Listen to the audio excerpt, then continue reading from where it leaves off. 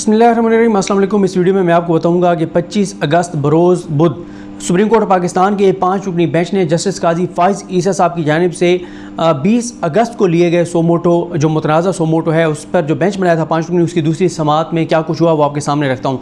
बहुत सारे ऐसे पॉइंट्स हैं जो कि टेक्निकल हैं, क्योंकि ये समाअत जो है वो 9:30 बजे तकरीबन शुरू हुई और 9:30 से 11 बजे तक रही। फिर आधे घंटे की ब्रेक हुई, 11:30 बजे शुरू हुई समाअत और फिर तकरीबन ये 12:45 बजे तक जो है ये समाअत जारी रही। तो इसलिए मैं आपके साथ वो टेक्निकल बातें शेयर नहीं करूंगा जो बहुत एक ऐसी जो अदालती एक प्रोसीजर के मामले में थी, और ना ही वो चीज़ें जो पहले से आपके सामने रख चुके हैं उनको नहीं दोहराऊंगा। लेकिन अटॉर्नी जनरल पाकिस्तान खालिद जावेद खान साहब ने दलाइल का आगाज़ किया और उनके साथ additional attorney general Pakistan Aamir Rahman साहब थे। आमिर रहमान साहब जिन्होंने जस्टिस काजी फ़ाइज़ ईसा केस में रिव्यू जो था उसमें दलाइल दिए थे। तो अटॉर्नी जनरल ने कहा कि मैं इससे पहले कि अपने दलाइल का आगाज़ करूं मैं एक चीज़ पे क्लैरिटी चाहता हूं, और उन्होंने कहा मैं तो क्लियर हूं लेकिन मैं चाहता हूं कि बेंच की तरफ इस पर क्लैरिटी आ जाए। उन्होंने कहा कि मैंने अखबार में पढ़ा है कि जस्टिस काजी फ़ाइज़ ईसा साहब ने चीफ जस्टिस जो बेंच के सरबराह हैं उमर ता बंदियाल साहब उनको और उनको कोई लेटर लिखा है या कोई दरख्वास्त या कोई नोट है उनका, जिसमें उन्होंने ये तासुर दिया है कि उनका जो जुडिशल ऑर्डर था 2 रुकनी बेंच का, जो उन्होंने नोटिस लिया और उस पर 2 रुकनी बेंच ने जो ऑर्डर किया उस ऑर्डर के ऊपर उनका ये ख्याल है कि ये एक मॉनिटरिंग बेंच बन गया है और मॉनिटरिंग बेंच नहीं बनाया जा सकता। तो इस पे अटॉर्नी जनरल पाकिस्तान ने कहा कि 1997 में एक अफसोसनाक सूरत हाल हुई थी जब मुख्तलिफ बेंचेस एक दूसरे के ख़िलाफ़ ऑर्डर्स पास कर रहे थे।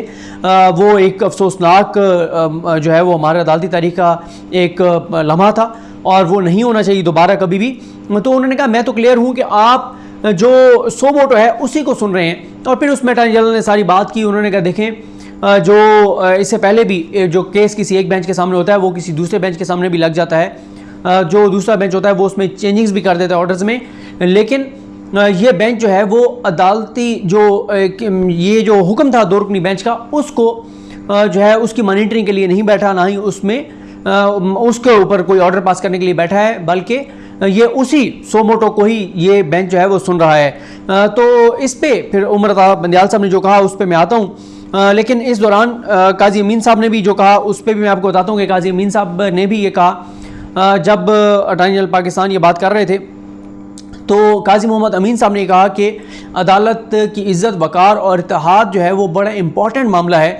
तो क्या आप नहीं समझते कि वो जो 2 जजेस थे जो जस्टिस काजी फ़ाइज़ ईसा साहब और जस्टिस जमाल खान मंदोखेल साहब, उनको भी इस बेंच में शामिल होना चाहिए था। तो अटॉर्नी जनरल पाकिस्तान ने कहा कि ये क्योंकि सवाबदीद है चीफ जस्टिस पाकिस्तान यानी acting chief justice Pakistan Umar Ata Bandial साहब की बेंच उन्होंने बनाना है, लेकिन अगर आप मेरे दिल की बात पूछें तो बिल्कुल उन दोनों को भी बेंच में शामिल होना चाहिए। अब इन दोनों चीज़ों पर उमर ता बंदियाल साहब ने क्या कहा? उमर ता बंदियाल साहब ने कहा कि आज को नोटिस इख्तियार के इस्तेमाल के मुरवजा स्ट्रक्चर में अगर कोई कम है तो उसे ठीक करेंगे, लेकिन इसे गिरने नहीं देंगे। आज को नोटिस कब, कैसे और कौन इस्तेमाल कर सकता है इसका तरीक़ाकार मौजूद है, क्योंकि पहले सारा एक प्रोसीजर तय है। फिर आगे चल के आपको बताता हूँ कि अटॉर्नी जनरल पाकिस्तान ने बताया अदालत को कि 2005 में एक सर्कुलर आया था चीफ जस्टिस पाकिस्तान की जानिब से, और उस सर्कुलर में ये कहा गया था कि कोई भी जज जो है वो सोमोटो अगर किसी मामले पे उसके सामने कोई ऐसी चीज़ आती है और वो समझते हैं इस पर सोमोटो लेना चाहिए तो वो एक नोट बनाकर चीफ जस्टिस पाकिस्तान के सामने भेजेगा और चीफ जस्टिस पाकिस्तान फिर जो है 184(3) के इख्तियारात को इस्तेमाल करते हुए उसको इन्वोक करेंगे और फिर उसको जिस भी बेंच के सामने लगाना होगा लगाया जाएगा। इस पे फिर काजी अमीन साहब ने यह सवाल भी किया कि ये बताएं कि ये सर्कुलर की कानूनी हैसियत क्या है, किस कानून के तहत ये जारी किया गया। लेकिन अटॉर्नी जनरल पाकिस्तान ने दर्जनों केसेस का हवाला दिया ऐसे जहाँ पर जो बेंचेस थे उन्होंने जो है वो नोट लिखा और चीफ जस्टिस पाकिस्तान को भेजा कि 184(3) के तहत आप इस पे नोटिस लें, और कहीं पे जजेस ने खुद 184(3) को इन्वोक करके तो फिर मामला चीफ जस्टिस पाकिस्तान को भेज दिया कि आप इस बेंच बना दें। यानी ये पॉइंट भी सामने आया, मुनीब अख्तर साहब ने भी ये सवाल किया, तो उस पर एक चीज़ ये भी सामने आई कि कोई भी जज 184(3) को इन्वोक कर सकता है, लेकिन रेगुलेट जो है वो ये मतलब मुख्तलिफ तरह के रिमार्क्स आए, और उसमें एक चीज़ ये थी कि कोई बेंच है वो भी 184(3) के तहत जो है वो इन्वोक कर सकता है, लेकिन मामला वो चीफ जस्टिस के सामने लाजमी भेजेगा ताकि चीफ जस्टिस उसके ऊपर बेंच बनाएं। और कुछ केसेस में ऐसा हुआ कि उन्होंने मामला पहले ही चीफ जस्टिस पाकिस्तान को भेज दिया, लेकिन एक टेक्निकल इसके ऊपर बहस होती रही कि पहले वो चीफ जस्टिस पाकिस्तान को भेजेंगे और चीफ जस्टिस पाकिस्तान अलाउ करेंगे तो वो 184(3) के तहत प्रोसीड करेंगे, या वो 184(3) के इख्तियारात इस्तेमाल कर लेंगे और फिर मामला चीफ जस्टिस पाकिस्तान को भेज देंगे। क्योंकि इसमें लफ्ज़ जो 184(3) के इख्तियारात इस्तेमाल करने के हवाले से है, उसमें सुप्रीम कोर्ट का लफ्ज़ है। सुप्रीम कोर्ट का जब पूछा गया जो काजी मोहम्मद अमीन साहब और उसके बाद जस्टिस मोहम्मद अली मज़हर साहब की जानिब से, तो उस पर उन्होंने कहा सुप्रीम कोर्ट से मुराद चीफ जस्टिस पाकिस्तान और 17 जजेस हैं और मुख्तलिफ बेंचेस में बैठे हुए जजेस भी सुप्रीम कोर्ट ही कहलाएंगे।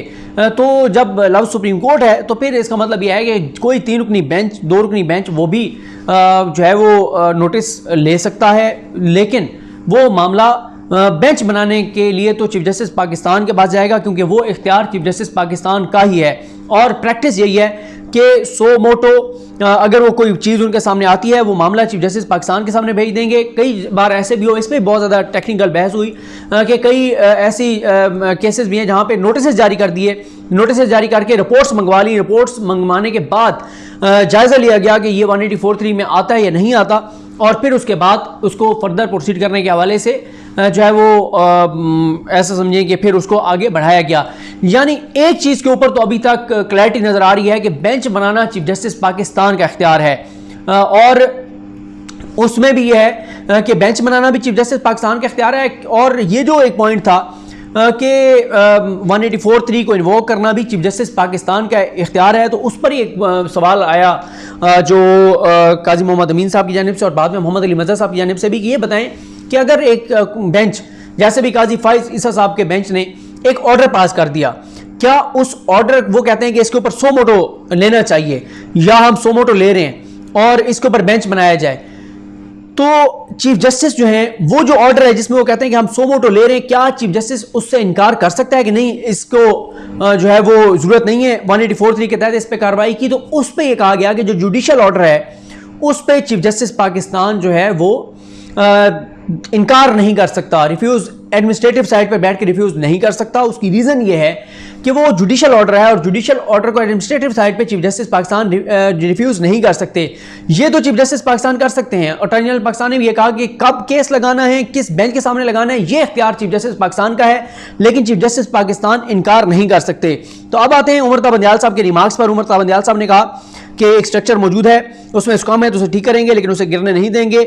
और उन्होंने कहा कि जो तरीकाकार पहले से मौजूद है उसको ख़त्म नहीं कर सकते, मुरवजा तरीकाकार ख़त्म हुआ तो पूरा अदालती निज़ाम जो है वो मुनहदम हो जाएगा। काजी अमीन साहब ने जो कहा था कि 2 जजेस को शामिल होना चाहिए था, उस पर उमर ता बंदियाल साहब ने कहा कि 2 रुकनी बेंच के ऑर्डर में मुदाखलत का कोई इरादा नहीं था, लेकिन ऑर्डर से कुछ मुश्किलात थी जिसका तदारुक ज़रूरी था। ऑर्डर करने वाले मोअज़्ज़ज़ जज साहबान को बेंच में शामिल करने का फैसला मुनासिब वक्त पर किया जाएगा। केस 26 अगस्त से पहले समाअत के लिए मुकर्रर करने का फैसला 2 रुकनी बेंच के ऑर्डर के एहतराम में किया गया। उमर ता बंदियाल साहब ने मजीद कहा कि जिस मामले का जायजा लिया जा रहा है वो 20 अगस्त के हुक्म से अलग है। हमारे बेंच का मकसद जस्टिस काजी फाइज ईसा के हुक्म का जायजा लेना नहीं, यानी हम ये नहीं देख रहे कि काजी फाइज साहब ने ऑर्डर में क्या लिखा है। हमारा जो मकसद है वो और ना ही उन्होंने कहा कि जस्टिस काजी फाइज के 2 रुकनी ना ही हम जस्टिस काजी फाइसा के 2 रुकनी बेंच का जो हुक्म है उसको कोई जायज़ा ले रहे हैं, क्योंकि वो अदालती हुक्म है। मॉनिटरिंग या मुतवाज़ी बेंच का तासुर गलत है। हम यहाँ आइन के तहफ़्फ़ुज़ के लिए हैं और निज़ाम इंसाफ आइन के मुताबिक चलाना है। तयशुदा तरीक़ाकार से हटने से अदालती निज़ाम तबाह हो सकता है। माजी में लार्जर बेंच बनाने से, अच्छा लार्जर बेंच पे फिर उन्होंने वो जवाब दिया जो काजी अमीन साहब कहता। उससे पहले मैं आपको एक चीज़ बता दूँ कि उमर ता बंदियाल साहब ये कहते हैं कि अभी सिर्फ हम इस चीज़ का जायज़ा ले रहे हैं कि क्या इस तरह से काजी फाइज ईसा साहब सो मोटो ले सकते थे या नहीं ले सकते थे। जिस तरह से सहाफ़ी गए उनके कोर्ट में, उन्होंने दरख्वास्त एक्सेप्ट की, ऑर्डर कर दिया, सो मोटो ले लिया। हम इस चीज़ को देखने के लिए बैठे हुए हैं, हम इस चीज़ को देखने के लिए नहीं बैठे हुए कि उस ऑर्डर में क्या है, ऑर्डर के अंदर क्या है। उसके आगे उन्होंने एक बात भी, तारीफ भी की काजी फाइज साहब के उस ऑर्डर को जो उन्होंने लिखा है। सिर्फ बात ये हो रही है कि सो मोटो कौन ले सकता है और बेंच बनाना किसका इख्तियार है, इन 2 चीज़ों को का जायज़ा लिया जा रहा है। फिर उन्होंने कहा जो 2 जजेस को बेंच में शामिल करने के हवाले से जो बात थी काजी मोहम्मद अमीन साहब की, उस पर जो एक बेंच वो भी वकला भी कह रहे हैं कि फुल कोर्ट बनाए, उस पर उमरदा बंदियाल साहब ने कहा कि जब लार्जर बेंच बैठा होता है तो अदालती काम मुतासर होता है, लोग दूर दूर से आए होते हैं, उनके केसेस होते हैं। और उमरदा बंदियाल साहब ने कहा कि मैं 1.5 साल तक एक लार्जर बेंच का जो है वो सरबराह रहा, काजी फायसा केस के हवाला दे रहे थे और मुझे पता है कि अदालती काम कितना मुतासर हुआ। और आज के हवाले से भी मैं आपको बता दूं कि जस्टिस उमरदा बंदियाल साहब आज जब 1:15 बजे ये केस ख़त्म हुआ, उसके बाद उमरदा बंदियाल साहब जो हैं वो कोई 4-5 मिनट बाद दोबारा आए बेंच के साथ, जिसमें उनके साथ काजी मोहम्मद अमीन साहब और जस्टिस मोहम्मद अली मजहर साहब शामिल थे। और उन्होंने जितने केसेस थे वो सब सुने, जिनमें को बहुत अर्जेंट मैटर नहीं था उनको एडजर्न किया गया, बाकी उन्होंने केस सुने। और आज एक और चीज़ बड़ी अच्छी हुई दोनों केसेस में, जो 5 रुकनी बेंच था उसमें भी और जो 3 रुकनी बेंच था उसमें भी। आमतौर पे हम देखते हैं कि जब सुप्रीम कोर्ट में कोई नया जज आता है तो वो 2-3 माह तक मुकम्मल तौर पे खामोश रहता है, कोई बात नहीं करता, ज़्यादा उसका इनपुट सामने नहीं आता। लेकिन मोहम्मद अली मजहर साहब जो हैं उनका मैंने आज ये देखा कि चाहे वो 5 रुकनी बेंच था उसमें उन्होंने सवालात किए, और इसी तरह से 3 रुकनी जो बेंच है उसमें पूरा उनका इनपुट नज़र आ रहा था। फाइल उन्होंने मुकम्मल पढ़ी हुई थी, वो अपना इनपुट मुसलसल जो है वो उमरदा बंदियाल साहब को दे रहे थे, उनके साथ डिस्कस कर रहे थे। तो ये बहरहाल एक अच्छी चीज़ होती है कि आते ही उन्होंने चीज़ों को ज़ाहिर है वो इस तरह से उनका इनपुट भी सामने आ रहा है और वो सवालात भी करते हैं। और इस तरह नहीं है कि कई माह तक वो खामोशी के साथ बैठ रहे हैं। कई जजेस सुप्रीम कोर्ट में ऐसे भी हैं जिनको साल हो गए और अभी भी वो किसी बेंच में बैठे हों तो वो सवाल नहीं करते पूरे केसेस में। तो खैर उसके बाद एक और चीज़ जो आपके सामने रखनी थी, वो उमरदा बंदियाल साहब ने ये भी कहा कि अगर कोई मुनासिब वजह ना हुई तो ये केस दोबारा 2 रुकनी बेंच के सामने चला जाएगा। इदारे पर एतमाद ना करना भी एक अहम पहलू है। वो कह रहे थे कि जो साफियों ने इदारे पे, सुप्रीम कोर्ट के इदारे पे एतमाद नहीं किया, ये भी इंपॉर्टेंट मैटर है, उस पर तो अभी हम नहीं गए कि जिस तरह से वो एक जज के सामने चले गए, एक बेंच के सामने चले गए। फिर उमरदा बंदियाल साहब ने कहा कि चीज़ों को तबाह करना आसान है लेकिन बनती बहुत मुश्किल से हैं। अगर कोई तरीकाकार वज़ा ना किया गया तो निज़ाम नहीं चल सकता। और उन्होंने तारीफ़ की काजी फायसा साहब के 20 अगस्त के हुक्मनामे में की कि उस हुक्मनामे में मफाद आमा के तहत बुनियादी इंसानी हकूक़ की खिलाफ वर्जी को मद्देनज़र रख कर वो ऑर्डर लिखा गया। और लेकिन उसमें इंपॉर्टेंट पॉइंट यही है कि सुप्रीम कोर्ट के जो क़वायद व ज़वाबित हैं उनको मद्देनज़र नहीं रखा गया, जिस मामले को ये अदालत देख रही है। उसके बाद इजाज़ुल एहसन साहब ने कहा कि सोमोटो इख्तियार चीफ जस्टिस इस्तेमाल करते हैं। अगर बेंच किसी मामले में निशानदेही करे तो सोमोटो के लिए सिफारिश के साथ ही उसे चीफ जस्टिस पाकिस्तान को भेजता है। मुनीब अख्तर साहब ने कहा कि निशानदेही करना और सोमोटो इख्तियार का इस्तेमाल करना 2 मुख्तलिफ चीज़ें हैं। सवाल यह है कि कोई अदालत के दरवाजे पर दस्तक देगा तो दरवाज़ा कौन खोलेगा। मोहम्मद अली मजहर साहब ने सवाल उठाया कि जब बेंच हुक्म जारी करे और मामला चीफ जस्टिस को भेजे तो क्या चीफ जस्टिस सोमोटो से इनकार कर सकता है।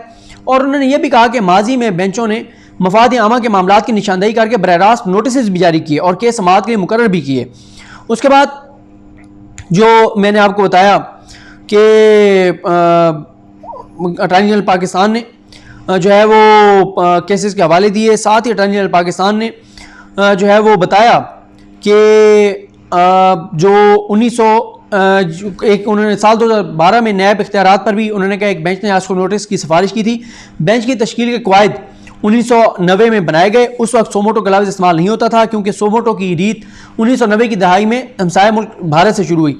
184(3) के तहत 184(3) की शिक 3 एक ताकत है जिसको सुप्रीम कोर्ट इस्तेमाल करती है। और उन्होंने फिर यही कहा कि हमेशा से रवायत रही है कि मामला चीफ जस्टिस के पास भेजा जाता है। और जस्टिस काजी फायसा के बेंच ने जुडिशल आर्डर दिया। माजी में जजेस आज को नोटिस लेकर मामला चीफ जस्टिस को भेजते रहे। और साथ ही उन्होंने कहा कि काजी फायसा ने इससे पहले भी एक केस में जो है वो अदालती जो तरीका था उससे मतलब हटे, जब उन्होंने फैज़ाबाद धरने केस का जो है वो किया नोटिस लिया। लेकिन उसमें फिर मुनीब अख्तर साहब ने एक अपने रिमार्क के ज़रिए एक वजाहत की कि देखें वहाँ पे उन्होंने वो जो ऑर्डर पढ़ा गया उसमें वो सेम CP उन्होंने कहा था कि अगली समाअत पे लगाएं। और फिर उसके बाद भी रजिस्ट्रार ऑफिस ने नोट जो है उस वक्त चीफ जस्टिस मियां साकिब निसार के सामने रखा था और उन्होंने अलाउ किया था। तो इस तरह से वो भी सोमोटो इनिशिएट हुआ था।